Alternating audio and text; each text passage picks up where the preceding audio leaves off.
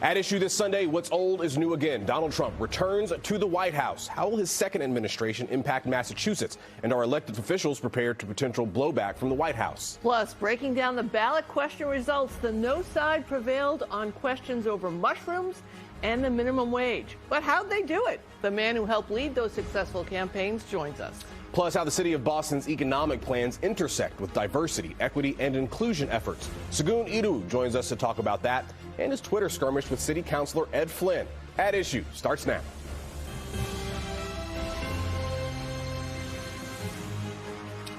Good Sunday morning and welcome to another edition of At Issue. We appreciate you being here. I'm Corey Smith. And I'm Sue O'Connell. President-elect Trump is starting to name people he wants to serve in his cabinet. There's a few jaw-droppers in there, and we're going to talk about that.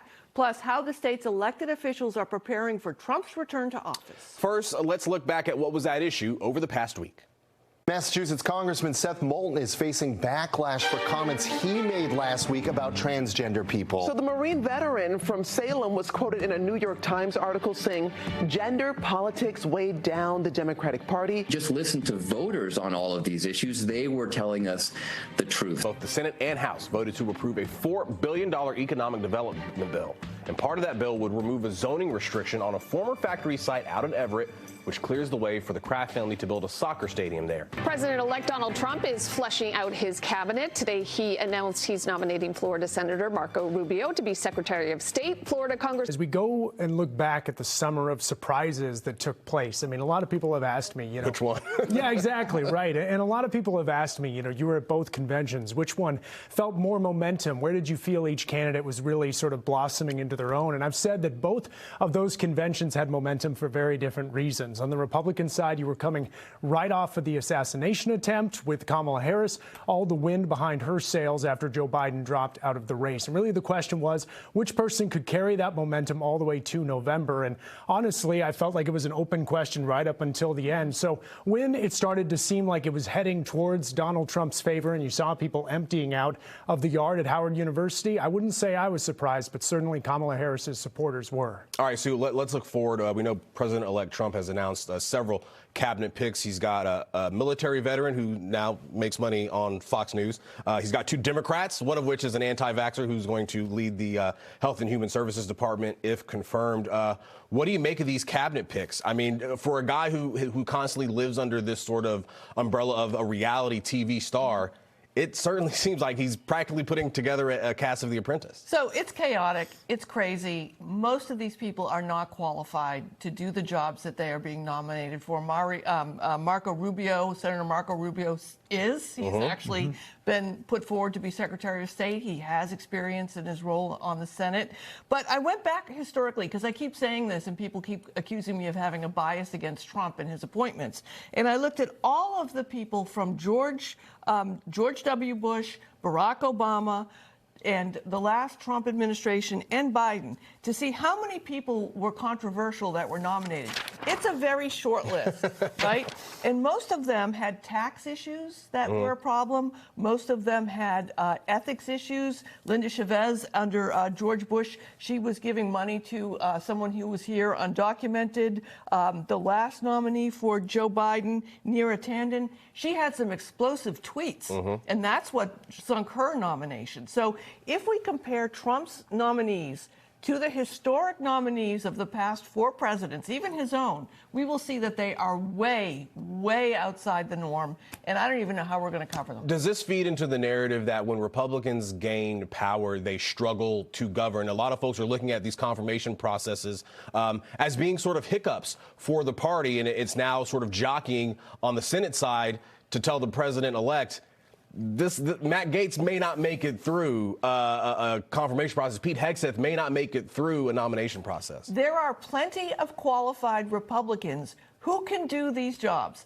Plenty. I bet there are 2,000 to 3,000 qualified Republicans who can do these jobs. But Trump has chosen not to choose them. And I think the Senate that wants to be independent, we always say the old saying, every senator wakes up in the morning, looks in the mirror and sees a future president. They may really try to push back to make sure there's some control around government actually being able to govern, policy getting to be implemented, because policy isn't going to work with these people in place. Well, and I will say there was a lot of concern of whether or not the Senate would move forward with recess appointments, something that the Trump transition team was talking about a lot. And I think we saw during the Senate leadership decision there on the Republican side which way they're going to go. Had they gone with a Rick Scott of Florida, maybe then you see that recess appointment thing really become a reality. But John Thune out of South Dakota, someone who has stood up to the former president-elect in the past, likely will stand by the institutionalist side of this and allow those hearings to move forward. Speaking of standing up to the president-elect, I want to ask you about some of the Democratic governors you saw out on the trail. Gavin Newsom, he is preparing California, calling a special session to sort of get ahead of whatever a second Trump administration may bring.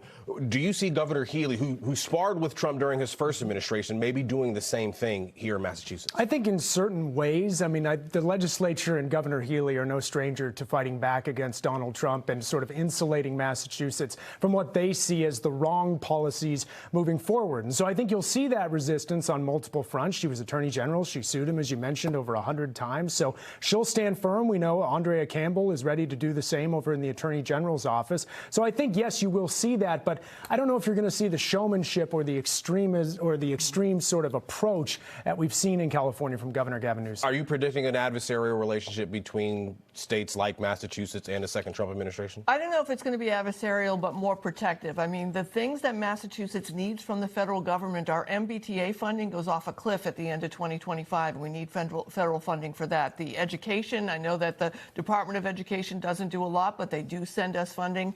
You know, take Trump at his word. Promises made, promises kept. He says he's a vengeful guy. Is he going to punish Massachusetts and more Healy? I don't know. We'll have to see, but I think it's going to be defensive. All right, we will leave it there. Matt, thank you so much. It's good to have you back home. Thank you for bringing me in the building for once. Exactly. All right. We spent a lot of time talking about the Massachusetts ballot questions before Election Day. Now we want to look over the results. The first three questions were approved by voters. Question 1, which called for the auditor to have expanded powers to audit the state legislature. Question 2, which repealed the MCAS graduation requirement. And question 3, which allows rideshare drivers to unionize. But the final two questions got the thumb down. But a big topic of conversation was question 4. Should Mass legalize and regulate psychedelics? Voters rejecting that idea. They also rejected question 5, which would have raised the minimum wage for tipped workers from $6.75 to $15 an hour. That was NBC 10's Manoj Kwangwari the morning after the election, announcing the victories for no on questions 4 and 5. Question 4 was a bit of a surprise, as the group supporting Yes, Massachusetts for mental health options had a massive financial advantage. Check this out. The Yes received more than $8.5 million in donation. Compare that to the No campaign on question 4, the Coalition for Safe Communities. That group just received more than $130,000 in donations. So joining us to talk about the results of question 4 and 5 is the man who was the spokesperson for the No campaigns, Chris Keohan, partner at Shawmut Strategies Group. Sue is back on this side of the table with me to ask some questions. Chris, let's start with question 4. We mentioned it, prominent names, major fundraising advantage. How did your side prevail here? Well, even though we posted small numbers fundraising, there was a core group of political experts that worked on the No side with me that did a phenomenal job organizing folks. There's a reason why the messaging was spot on. There was a reason why every newspaper that came out with an endorsement decided to endorse No. It was a bad ballot question, and for us to be able to use earned media to get the message out really was successful. I'm sitting next to a woman who hates ballot questions. Hates them. Why was it a bad ballot question in your opinion? The way it was written. You know, we never came out and argued the medicinal value of psychedelics, but the way it was written opened up a whole plethora of issues. And even at the very end, you know, some of the celebrities that you're talking about that came out and endorsed on the Yes side started to admit, well, we'll just fix it later. Well, if you've spent $8 million and have to fix it, that's a problem. And was one of the key reasons I think that people decided to vote no. In all this work, that's my bias is I do hate these questions. I also think that the state lawmakers aren't doing their jobs because they could be working on this at the same time. Are you hearing from voters that they just don't feel qualified to weigh in on these issues? Absolutely. You know, and when we were looking at the public polling that was coming out, one of the things that stuck out to us was the high number of undecideds. And what ends up happening in these ballot questions is if they have just enough information and are undecided, you typically will go in and vote no. Right. All right. Let's move on to another no vote, the one that have required employers of tip workers to directly cover the full minimum wage of those workers in 5 years. Now, the messaging for the no side was apparent. If you went to any restaurant and got any takeout, you saw people in T-shirts, waiters and bartenders, buttons on. Talk about that approach and how you felt that would be the right approach. Honestly, I think this ties into the national politics, too. Voters are tired of being spoken to. And at the very last few weeks, I had an activist tell me sometimes people don't know what's best for themselves. And that's offensive to me. And I think servers and bartenders were offended at the way the Yes campaign was put together. They weren't asked, they weren't outreached to. Not a single server or bartender even donated to the Yes campaign. So we made the strategic decision early on to say, let's make sure servers and bartenders are fully with us. They were going to their own owners saying, let's put T-shirts on, let's put signs up. They were our best advocates, and that's why we won. Was there any friction between the back of the house and the front of the house? Were there any back of the house people wearing a different T-shirt that would have conflicted with their coworkers who oftentimes are the ones paying them out of their own tips? I mean, how was the dynamic, and did voters get any of that dynamic? I don't think so. We were initially afraid of that. Would there be a back of the house, front of the house dynamic? And it didn't come to fruition, specifically because they understood quickly, if there are fewer shifts, if there are fewer people coming in, that's going to impact me as well. And they didn't want to deal with the changes that would have been thrown on them. Let's talk about messaging, because we got a great lesson in messaging at the top of the ticket with the presidential election. Former President Trump trounced in Massachusetts, but received nearly 68,000 more votes here than he did in 2020. Any through line in how he sort of improved his performance here through messaging, and how the campaigns you worked on functioned? I think it comes down to people want to feel like they're being heard. And on the Democratic side, particularly when you're talking about progressive politics, voters feel like they're being spoken to, not listened to. And even though they disagree with so many of the things that Trump was saying, they at least felt like he was talking about the issues that they cared about every day, that they were talking about at their dinner tables. And they weren't getting that from the Democratic side. So you weren't surprised when all was said and done that in states across the country, people went in 7 states and voted to protect abortion access and voted for Donald Trump, who actually took away abortion access. You would attribute that in your next campaign to people wanting to be heard. Absolutely. And there's a reason why you can see Lawrence has gone from a 66% win for Hillary Clinton in 2016 to only 17% this time around. There's a reason why for the first time in 100 years, Fall River voted for a Republican. You're seeing massive swaths of rank and file Democrats, particularly union households and Latinos, walking away from the party because we're not talking about the issues they want to hear about. So when it comes to voters, sort of the way I kind of see it is voters being spoken at and not spoken to, how does messaging change over the course of the next election? We've got a big mayoral race coming up. Does this election change sort of how campaigns think about how they get their message out? I think it has to, and to look at question 4 and question 5, how they were unsuccessful on the yes side, but how we were successful getting a message out. We listened to the fears that people had, what they wanted to talk about. And people just want to feel heard. That's the #1 reason why there's so much anger right now. They don't feel heard. All right. Chris Keohan, partner of Shawmut Strategies Group. Thanks for coming on that issue. Absolutely. We appreciate it. All right, coming up, the man working to ensure Boston's economic plans are considered equitable and fair. Segun Idowu joins us to talk what the lifting of liquor license caps will mean for some of Boston's neighborhoods and evening the playing field for contractors in the city. At Issue returns after this.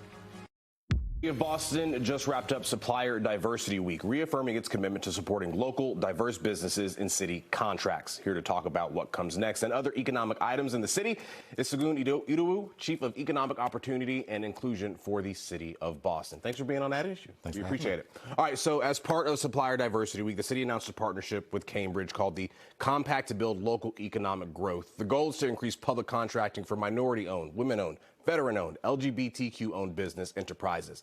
If my business fits into one of those categories, what should I expect from this memorandum of understanding? Well, so a couple of things first. Thank you for having me. We were really excited towards the end of October to talk about all the success that the city has made on supplier diversity. If you remember when Mayor Wu came in, the city had just released a disparity study showing that 0.4% of contracts went to black businesses, 0.8% to Latino businesses. And what we were proud to celebrate that week was that in just 1 year, $100 million worth of contracts paid out to minority businesses, and $225 million worth of contracts had been awarded to minority-owned businesses in just that 1 year. And so to mark this progress, we partnered up with Cambridge. It's a long title for that agreement, but partnership with Cambridge to help them do better and help us do better. And essentially what it is, Cambridge did their own disparity study. They're at 1%. They want to do better, and by partnering with us, we're going to certify companies in those categories that you listed out, and that's going to give them the opportunity to do business with Cambridge. You listed some of the accomplishments from 2024. What else are you looking to tell us about in 2025? What can we expect? Will that progress continue to grow? Do you have benchmarks that you're trying to hit? We do. So the city has an aspirational goal of 25%. We're at roughly 11.5% now in just the 2 years that we've been focused on this issue. So, of course, we're marching forward to hit that goal. A couple other things that are important here. One is transparency. So for a long time, the only way you would even know these numbers is through that one time we did that disparity study. That was about it. Or if there was a hearing, as Mayor Wu did as a city councilor alongside Congresswoman Presley. Now there is a public dashboard where we not only list out how we're doing, but also that who's getting the contracts, so folks can check that out. But the other thing that we did was launch something called the SCALE program, also a long name, so we made it smaller and just called it SCALE. I won't say the acronym. But two things I heard in my previous role serving at the Black Economic Council of Massachusetts, and that the mayor pointed out as well as a councilor, there were two excuses I heard. One was we can't find them, and the other was they're not big enough. And so we have found them, and we're awarding contracts. The SCALE program is meant to help build the capacity of women and minority businesses to ensure that they are also big enough to compete for city and private sector contracts. What else is on your radar, your to-do list for 2025? Oh, my goodness. I mean, it's the list continues to grow. We want to continue to strengthen our neighborhoods. We launched something a few years ago called the Space Program. And so our goal is to help fill a lot of the vacancies across our neighborhoods and in our downtown. But also, I think in light of the elections, our focus is on how we're going to protect our residents in case any of the policies that President-elect Trump and his contingent talked about on the campaign trail. All right, let's talk property tax. Boston Mayor Michelle Wu and local business leaders reached a deal on her plan to shift more of the city's property tax burden onto businesses. The plan calls for a temporary increase in the commercial property tax rate beyond the state limits. That's in order to avoid those drastic tax hikes on homeowners and the painful budget cuts that might come along with that. So, why is this the best approach, and what concerns do you have if it's implemented? Well, I wouldn't say I have any concerns. I would say the fact that this agreement was reached with our partners in the business community is a win for residents. For the better part of the year, we as an administration have been talking about how do we make sure that if the values of our commercial property buildings in the city were to decline at a significant rate, as is happening across the rest of the country, what are the ways that we or steps we can take to protect residents? That's what this measure is and will do. We hope to not have to implement it. We hope that commercial values do not decline because of all the work that we've been doing with our partners in the business community to bring more companies and more foot traffic to the downtown to support the companies there. And so, end of the day, we're happy that this is moving forward. We're looking forward to the legislature taking this back up. We appreciate our supporters in the House who got this passed, and we're hopeful that Senate President Spilka and the Senate will pass this. Other than getting the revenue from those property taxes, what do you hope this means for commercial property in the city of Boston? Is this sort of an impetus to get these office spaces filled, or perhaps even convert some of them to housing, things like that? Absolutely. And this is something we've been focused on since we came in day one. Whether it was, again, through this space program, which is helping to bring more small businesses to the area to get more foot traffic in the area, the work we've done to support the Downtown Boston bid through events and other things to bring folks to the downtown. We are so grateful for Phil Eng and what he's been doing with the MBTA because that is what's going to ensure that people even want to come to our downtown, not just for living and playing, but also for working. So many things that we've been doing. And I will say the mayor has been focused on working with members of the business community like State Street, like Boston Properties and others to develop a plan for how we go and get other companies to come to the city. We don't want to just rely or let brokers and property owners have to do it themselves. We as a city want to step in, provide support, and bring in the Legos, knock on wood, the Hasbros and others to fill up these vacancies. All right, we all like to work hard and play hard. Talk about these 225 new liquor licenses. You mentioned doing work in these neighborhoods, Roxbury, Dorchester, Mattapan, East Boston. What is the economic impact you expect to see from these new licenses? I got to say, thank goodness for Congresswoman Presley for getting this conversation started 10 years ago. And now where we are with the mayor, with Council President Louis Jean, with the Worrell brothers, Rep. Worrell and Councilor Worrell, we now have 225 pathways to economic opportunity and wealth building for so many across the city. So 225 licenses, 198 of them are restricted to neighborhoods that have a dearth of these licenses. Many of them are concentrated in North End, Seaport, downtown. So now Roxbury, Mattapan, Dorchester, Brighton, and so many others are going to get these licenses. And liquor licenses are important.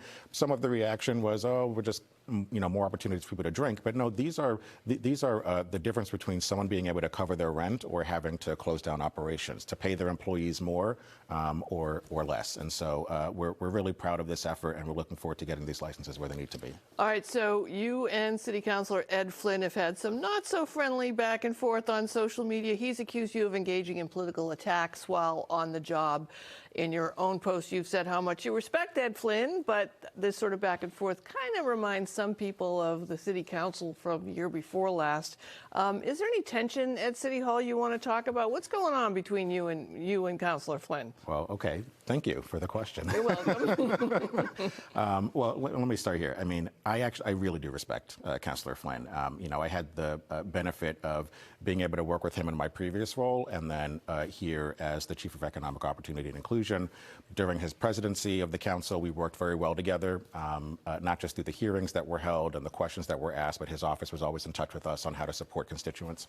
And even up until present day, despite what took place online, I would actually say that I'm grateful that something like that happened, because we respected each other, and I like him personally, and got along before then, and we respect each other and talk now.